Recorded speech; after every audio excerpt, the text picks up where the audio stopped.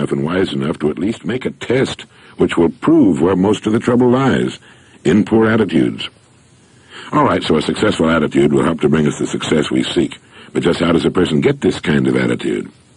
The easiest and most effective means of forming a good attitude habit is to begin conducting yourself as though you have a good, positive, expectant attitude toward life. If you've never tried it, you'll be amazed at what happens. Remember, actions trigger feelings, just as feelings trigger actions. Not long ago, I read a line which went, "Life is dull only to dull people." That's true. It could also have read, "Life is interesting only to interesting people," or "Life is successful only to successful people." You must first become mentally, from an attitude standpoint, the person you wish to be. A famous restaurateur was asked by a newspaper reporter, "When did you become successful?" And he replied, "I was successful when I was sleeping on park benches. I knew what I wanted to do, and I knew that I'd do it." You see, his attitude had been one of success, of expecting success, long before the material, the tangible rewards of success had been earned. The great German philosopher Goethe put it this way, "Before you can do something, you must first be something." Chances are you know people who seem to be what others call lucky. All kinds of wonderful things happen to them, and they give the impression of happily sailing through life, having a wonderful time, and accomplishing more in a year than most people do in 5. If you will conscientiously go about the test I'm going to recommend and concentrate on it every day, you'll find yourself beginning to join this small, happy, and extremely productive group of people. You'll find yourself becoming lucky, as they say, and most of your problems will take care of themselves. Of this you can be sure. The results will be nothing short of amazing. Now here's the test. Act toward the world, everything and everyone, with an attitude calculated to produce the results you want. That is, if the result you want is more success in what you're doing, act as though you are already in possession of that success. If you want others to treat you with admiration and respect, treat others with admiration and respect first. Treat every person as the most important person on earth. Do this for 3 excellent reasons. 1, as far as a person is concerned, he or she is the most important person on earth.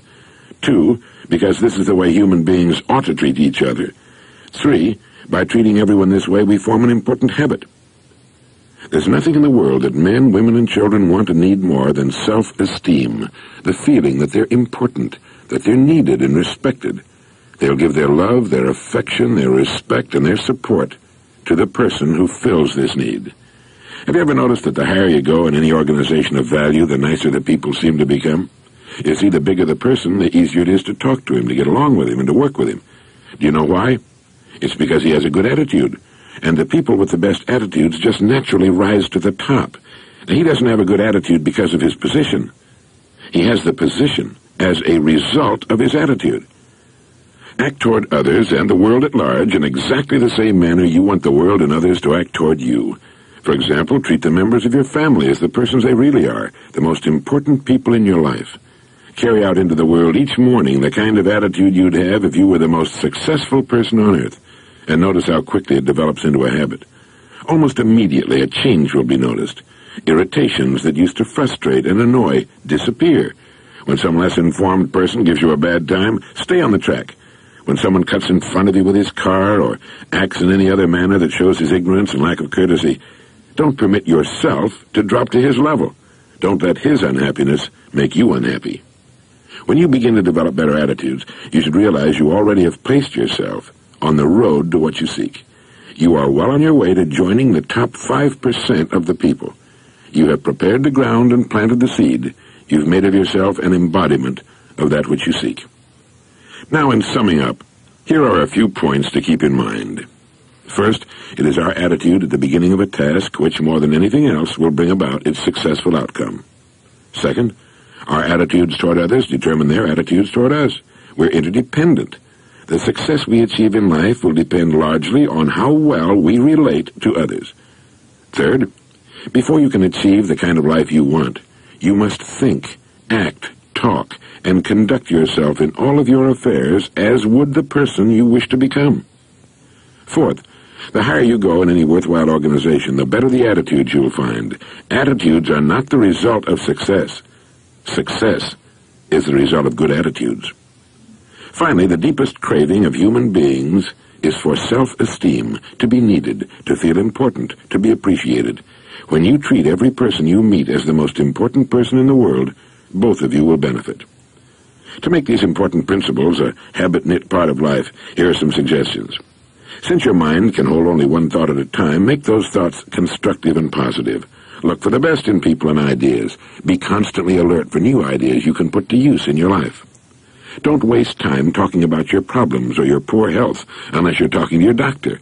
It probably won't help you. It cannot help others. Radiate the attitude of well-being and confidence, the attitude of the person who knows where he's going. You'll find good things happening to you right away.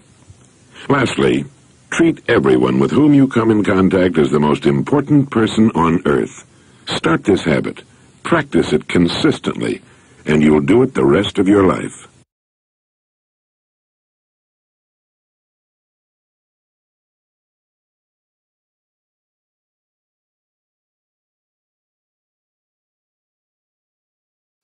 It's almost impossible to pick up a daily paper without reading about a person who has achieved some unusual accomplishment, and almost invariably these stories include the overcoming of what at one time appeared to be virtually insurmountable handicaps. A boy whose legs were terribly burned and who seemed destined to a life as a cripple becomes one of the world's outstanding track stars. A poor boy amasses a fortune. A woman, blind and deaf from birth, becomes one of the most inspirational personalities of all time. Every day, a new and dramatic story appears somewhere. Obstacles overcome. Outstanding success achieved. They're too numerous to mention. But how and why? These persons do far more than the unhandicapped to overcome obstacles that seem insurmountable and achieve the success they seek. Why? The answer, if fully understood, will bring you and me anything we really want, and it's deceptively simple. These people have goals. That is, they fix in their minds a point they have to reach, something that's more important than the effort and time that have to be expended in its achievement. A dream seen only in the mind and felt in the heart that's too big to be denied. A dream which rises before their eyes when they awaken in the morning and is the last thing they think about as they drop off to sleep at night. This dream, invisible to all the world except to the person who holds it, is responsible for perhaps every great advance of man. It's the prime cause of much of what we see in the world around us. Everything worthwhile achieved by man is a dream come true, a goal reached.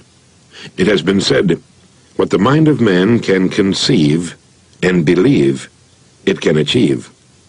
It's the skyscraper, the bridge spanning the bay, landing on the moon. And it's the little corner business establishment. It's the lovely home in the suburbs. It's a youngster getting a diploma and the new baby in its mother's arms. It's a low golf handicap and a business position reached. What the mind of man can conceive and believe, it can achieve. Do you know what this means to you and me? Well, let me try to explain, and I might add it took me many years to find this out for myself. Once it's understood, however, life becomes easier, more fun, far more exciting, and incalculably more rewarding. To begin, to understand this subject of goals, we have to realize that it's the very basis of any success. It is, in fact, the very definition of success. The best definition of success I've ever been able to find goes like this. Success is the progressive realization of a worthy goal.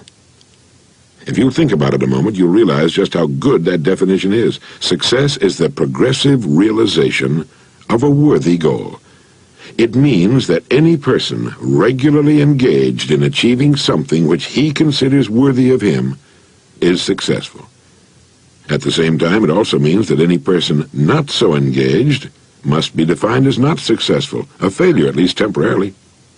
Any person with a dream in his mind and heart which he is pursuing as a worthy goal is successful. The uninformed always seem to equate success with lots of money. While money often accompanies success, it has nothing to do with success necessarily unless it happens to be a part of the goal. It's left to each of us to decide for himself what his goal is. With such a simple definition of success, you'd think everyone would be successful. Everyone should be, everyone can be. But it's estimated that only about 5% are. Of all the people you pass on the street, only about 5 out of 100 can tell you what they're working toward. The rest are just drifting along, hoping something good will happen to them, or at least that nothing too bad will, letting circumstances and economic winds blow them this way and that. I like to compare human beings with ships, as Carlyle used to do. It's estimated that about 95% can be compared to ships without rudders. Subject to every shift of wind and tide, they're helplessly adrift. And while they fondly hope that they'll one day drift into a rich and successful port, you and I know that for every narrow harbor entrance, there are 1,000 miles of rocky coastline. The chances against their drifting into port are 1,000 to 1. But the 5% who have taken the time and exercised the discipline to decide on a destination and to chart a course, sail straight and far across the deep oceans of life, reaching one port after another, and accomplishing more in just a few years than the rest accomplish in a lifetime. If you should visit a ship and ask the captain his next port of call, he'll answer you in one sentence.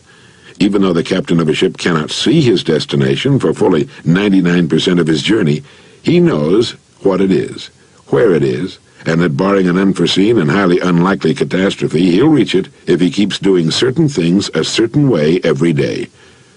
Every person should do the same thing. Unless you can say in one concise sentence what your goal is, the chances are good that you've never clearly defined your goal. When you ask most people what it is they seek, they'll answer in vague, general, non-specific terms. They'll say happiness or health or money. These are not goals. They're simply general conditions desired by everyone. When we talk of goals, let's be specific. What is it you want, you as a person? What is it you would like very much to have or to be or to do, even though you may feel it's for one reason or another somewhat beyond your reach at the present time? You see, if you can tell me what you want, I can tell you how to get it, as long as it's worthy of you. Proceeding successfully through a lifetime should be a matter of progressively setting and achieving goals one after another, each a little better and perhaps more interesting than the preceding. Just as a ship can sail to only one port at a time, set your first port of call. When you reach it, and reach it you will, you can set a new goal, and then another. By following this meaningful and common-sense approach to life, you'll be successful and can accomplish more in 5 years than the great majority of people do in a lifetime. Now let me tell you of a way to clarify your thinking and establish your first goal if you don't already have one. Knowing that without a goal we're unsuccessful, but that with a goal we will have direction and purpose and that our goal will be reached, we begin to realize that establishing a clearly defined goal is one of the most important steps we can possibly take. If you do not know what it is you want more than anything else, in other words, if you're not one of the fortunate who knows exactly what it is he or she seeks, set some time aside right now. Spend an hour or so, or many hours, even days if necessary, writing down the things you would most like to have. Make a want list. This could include a more beautiful home, a new car, a wanted child, a certain amount of money, a better job, better grades, a particular position in your school or organization, any one of 100 things. Write down as many as you can think of. If you're married, it's a good idea to do this with your spouse. When you've written down all the things you want, all of them, choose one. Only one that you want more than all the others. Write this on a separate sheet or draw a circle around it. Now put the sheet away and forget about all the ideas except the one you've decided to accomplish first. Like a ship, a person can reach only one port at a time. Most of the confusion and indecision suffered by the majority of people is caused by their half-heartedly wanting so many things that they can't decide which to go after first. As a result, they run in circles and often accomplish little or nothing at all. Remember, as a rule, you can achieve only one goal at a time. Once you've decided upon the one goal you first intend to reach, write it out on a card to carry with you. Think about it the first thing in the morning and the last thing at night. Think about it as often during the day as you can. By doing this, you'll be forcing your goal into your subconscious mind, from which will come the answers as you need them for its accomplishment. This is the process used by the world's successful men and women. Think about your goal as often as you can. Get a mental image of it as having already been accomplished. But be sure to be absolutely specific. Don't generalize. If your goal is a certain amount of money, write down the exact amount and the time limit for earning it. If your goal is a beautiful home, get a picture of the exact home, even if you have to pay an architect to draw the plans for you. You might as well, because you will achieve it. But be very careful on what you set your mind and heart, for if you want it strongly enough, you'll get it. I spent more than 16 years looking for the so-called secret of success. I wanted to know what element or elements separate the haves from the have-nots, not just in a financial sense, although that's certainly an important part of living, but in every sense. I started looking for the answer in 1933 during the Depression, and I didn't find it until New Year's Day, 1950. All of a sudden I realized that in the hundreds of lives I'd studied, in the countless books I'd read, a plain and simple fact had been staring me in the face all along, and it is simply that we become what we think about. You see, you are at this moment nothing more than the sum total of your thoughts to this point. Similarly, you'll be next year, 5 years from now, and so on, what you think about from this point onward. That's why establishing a goal is vital to success. Unless we're thinking about the thing we wish to accomplish, our thinking is erratic, confused, jumping first from one thing to another, with the result that we accomplish nothing, arrive nowhere, travel in circles. By thinking every morning, every night, and as many times during the day as we can about the single goal we've established for ourselves, we actually begin moving toward it and bringing it toward us. When we concentrate our thinking, it's like taking a river that's twisting and turning and meandering all over the countryside and putting it into a straight, smooth channel. Now it has power, direction, economy, speed. It's the same with our minds. Once we know where we're going, we know why we get out of bed in the morning. We know why we're working, and why it's important to do the very best work of which we're capable. We know why it's vital that we cut ourselves away from the big, sluggish river of people who are drifting without purpose and cut the channel straight and clear to the #1 dream in our heart. Some evening, during the rush hour, stand at a busy street corner and watch the passing crowd. Observe how they walk. Look at their faces. Do they seem interested, happy, purposeful, interesting? Or do they seem, for the most part, dull, uninterested, bored? If you watch long enough, you'll see a person with a quick and purposeful step, a good carriage and posture, with interesting, intelligent eyes, who walks as though he knows where he's going and who's going to insist on getting there. He's a man with a goal, a dream in his mind and heart.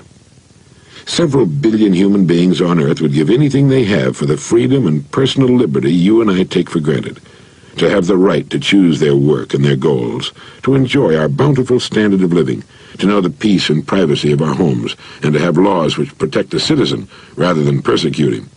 We have it all, and yet in the midst of our plenty, millions lead unhappy, aimless lives, living from day to day, month to month, confused, dispirited, in a prison of their own manufacture. These are the people who have never made the decision that could set them free. They've not decided what to do with their lives, even in our climate of freedom. As Carlyle said, the man without a purpose is like a ship without a rudder. Have a purpose in life, and having it, throw such strength of mind and muscle into your work as God has given you. He also wrote, "A man with a half volition goes backward and forward, and makes no way on the smoothest road. A man with a whole volition advances on the roughest, and will reach his purpose, if there be even a little wisdom in it." And Munger said, "There is no road to success but through a clear, strong purpose. Nothing can take its place. A purpose underlies character, culture, position, attainment of every sort. So decide on your goal. Insist upon it. Look at your goal card every morning, every night, and as many times during the day as you can. Force your goal into your subconscious mind. See yourself as having attained it. Do this without fail every day, and it will become a habit that will lead you from one success to another all the days of your life. For this is the secret of success, the door to everything you will ever have or be. You are now, and you will become."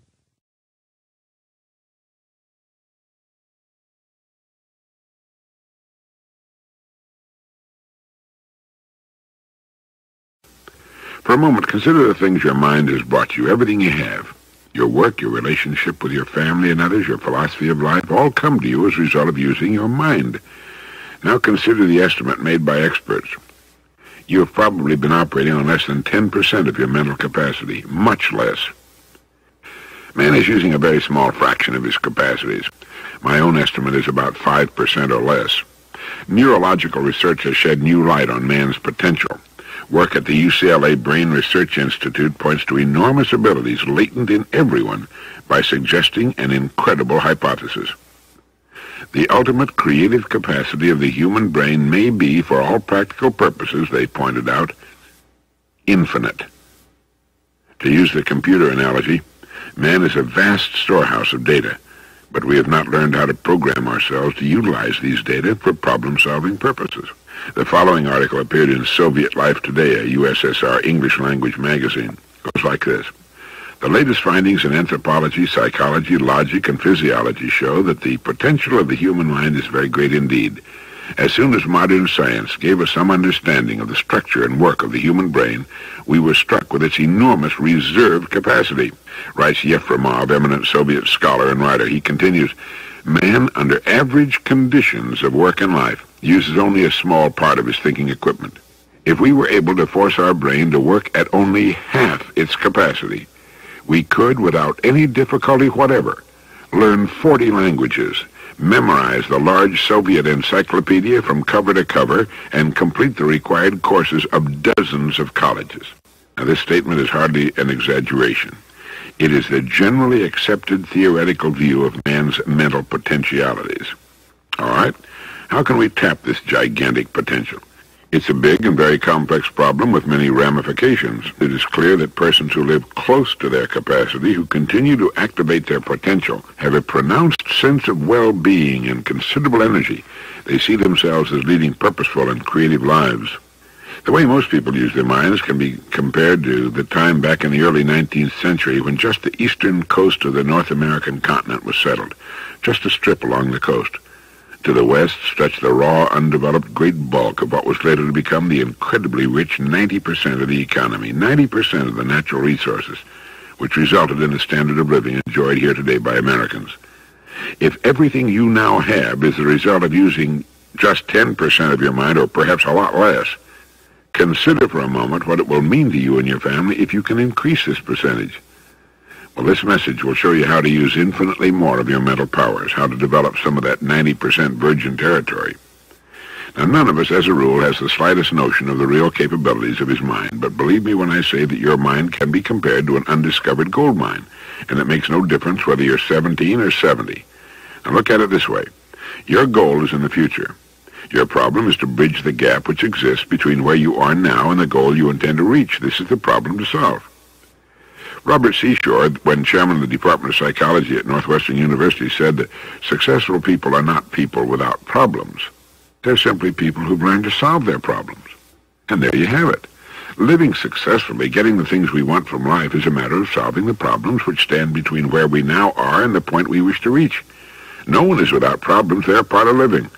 But let me show you how much time we waste in worrying about the wrong problems. Here's a reliable estimate of the things people worry about. Things that never happen, 40%. Things over and past that can't be changed by all the worry in the world, 30%. Needless worries about our health, 12%. Petty miscellaneous worries, 10%. Real, legitimate worries, 8%. In short, 92% of the average person's worries take up valuable time, cause painful stress, even mental anguish, and are absolutely unnecessary. And of the real, legitimate worries, there are two kinds. There are the problems we can solve, and there are the problems beyond our ability to personally solve. But most of our real problems usually fall into the first group, the ones we can solve if we'll learn how. There must be hundreds of thousands of real estate salespeople today who feel they're being barred from the life they want because they look upon problems not as challenges to be met, but as wide chasms beyond their ability to bridge. A little research proves that successful people have the same kind of problems. One of the very real benefits of working with a psychologist or psychiatrist comes from learning that there are hundreds of thousands, perhaps millions of other people with problems identical to our own. So the whole thing boils down to a matter not of problems which are common to us all, but to our ability to solve them. Now, I'm going to assume that you've decided you will build a personal clientele through a successful listing farm. Your problem is, how do I achieve it? Well, it's right here that your mind comes into play. What is your mind? Well, nobody knows for sure. Perhaps the best way to describe it is to quote Pulitzer Prize-winning playwright Archibald MacLeish. In his play, The Secret of Freedom, a character says, "The only thing about a man that is a man is his mind. Everything else you can find in a pig or a horse." Now, that's uncomfortably true. The human mind is the one thing that separates us from the rest of the creatures on Earth. Everything that means anything to us comes to us through our minds. Our love of our families, our beliefs, all of our talents, knowledge, abilities, everything is reflected through our minds. Anything that comes to us in the future will almost certainly come to us as a result of the extent to which we use our minds. And yet it is the last place on Earth the average person will turn to for help. In order to reflect just a moment on the human mind, consider what it's accomplished. Now, as you do, realize that we're developing so rapidly that we've come further in the realm of progress in the past 50 years than in all the preceding 10,000 years of human civilization. Of all the scientists who ever lived, it's estimated that 90% of them are alive today. We've reached in the area of ideas and human advancement a plateau so high it was undreamed of by even the most optimistic forecasters as recently as 10 years ago. But every new idea triggers additional ideas, and ideas like a pregnant rabbit, so that now we're in an era of compounding advancement on every front and in every area that staggers the imagination. From landing on the moon to the great bridges which span our bays and rivers, the harnessing of the power of the sun in our atomic plants and ships, every man-made thing you see and touch spawned from the most powerful agency in the world, the human mind. Dr. Harlow Shapley of Harvard has said that we're entering an entirely new age of man. He calls it the psychozoic age, the age of the mind, and you own one, free and clear. Now let's look at a few facts. The 40-hour week, long standard, is in imminent likelihood of being even further shortened. This means the average working person has at his disposal an enormous amount of free time. In fact, if you'll total the hours in a year and subtract the sleeping hours, if he sleeps 8 hours every night, you'll find that he has almost 6,000 waking hours, of which he spends less than 2,000 on the job. Now, this leaves him 4,000 hours a year when he's neither working nor sleeping. These can be called discretionary hours, with which he can do pretty much as he pleases. At least his mind is free. Now, so you can see the amazing results in your life, I want to recommend that you take just 1 hour a day, 5 days a week, and devote this hour to exercising your mind. Pick 1 hour a day on which you can fairly regularly count. The best time for me is an hour before the others are up in the morning. The mind is clear, the house is quiet, and if you like, with a fresh cup of coffee, this is the time to start the mind going. And here's one good way to do it. During this hour every day, take a completely blank sheet of paper. At the top of the page, write your present primary goal. Clearly, simply. Then, since our future depends upon the way in which we handle our work, write down as many ideas as you can for improving that which you now do. Try to think of as many ways as you can in which the activity that fills your day can be improved. You won't always get 20, but even one idea is good. These will be yours alone. You thought of them. You created them, and they'll work for you. Now, remember 2 important points with regard to this. 1, this is not particularly easy, and 2, most of your ideas won't be any good. Now, when I say it's not easy, I mean it's like starting any new habit. At first, you'll find your mind a little reluctant to be hauled up and out of that old, comfortable, familiar rut. But as you think about your work and ways in which it might be improved, write down every idea that pops into your head, no matter how absurd it might seem. Now, let me tell you what will happen. Some of your ideas will be good and worth testing. The most important thing this extra hour accomplishes, however, is that it deeply embeds your goal into your subconscious mind and starts the whole vital machinery working the very first thing every morning. This means you'll be thinking about your goal and ways of improving your performance, increasing your service, 6.5 full extra working weeks a year. 6.5 40-hour weeks devoted to thinking and planning. Can you see how easy it is to rise above the so-called competition? Start each day thinking. You'll find that your mind will continue to work all day long. You'll find that at odd moments when you least expect it, really great ideas will begin to pop into your head. When they do, write them down as soon as you can. Just one great idea can completely revolutionize your work and, as a result, your life. If you want to develop the muscles of your body, you take daily exercise of some sort. I do every morning. The mind is developed in the same way, except that the returns are out of all conceivable proportion to the time and energy spent. The mind of man can lift anything. His muscles, even the best developed, are puny alongside those of some of the dumbest animals on earth. If a man had depended on his muscles for survival, he probably would have disappeared, as did the dinosaurs, which were incidentally the most physically powerful creatures that ever lived. Let me give you just some of the results people have reported to me as a consequence of following this 1 hour a day routine. An office equipment salesman sold more of his company's products in 1 month than he had formerly sold in an entire year during the 4 years he had been with his company. A Sunday school teacher with 5 pupils set a goal of 30 pupils. Her last letter told me she now has a class of 25. She's almost reached her goal. I've used this system for years, and it's given me some of the most gratifying and rewarding experiences of my life, and it costs only 5 hours a week. 5 hours out of 168. Is it worth it? It's like spending 5 hours a week digging in a solid vein of pure gold, because your mind is all of that and much more. Each time you write your goal at the top of the sheet of paper, don't worry or become concerned about it. Think of it as only waiting to be reached, a problem only waiting to be solved. Face it with faith, and bend all the great powers of your mind towards solving it. And believe me, solve it you will. You know, this puts each of us in the driver's seat. Now let's briefly recap. 1. This week, start spending 1 hour each day getting as many ideas as you can on ways to improve your selling skills. Remember, the achievement of your goal very likely depends upon it, as does your whole future. Once you start exercising your mind in this way, I know you'll want to continue the practice. 2. If everything you now have is a result of using, say, 5 to 10% of your mental ability, you can imagine what life will be like if you can increase this figure to, say, 15, 20% or more. 3. Successful